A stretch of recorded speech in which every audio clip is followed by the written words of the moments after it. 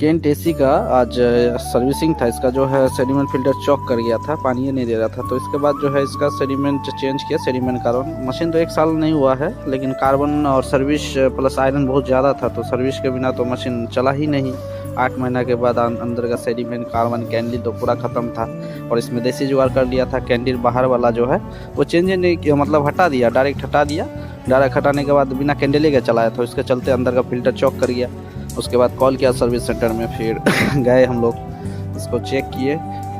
उसके बाद पानी इसका फ्लो में देने लगा, टीडीएस वगैरह सब सेट किए। और ये पूर्णिया डिस्ट्रिक्ट से था, जिनका केंट ग्रांट का केंट एसी का था, नया मॉडल का, तो इसका सर्विस किए। बाकी टीडीएस जो है वही 75 के आसपास किए इसका।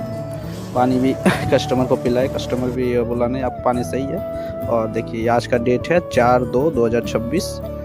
बाकी मशीन अब कंप्लीट कर दिए थे, अब मशीन का सर्विसिंग डन हो गया। बोलता है नेक्स्ट सर्विस फिर 5-6 मंथ। ओके।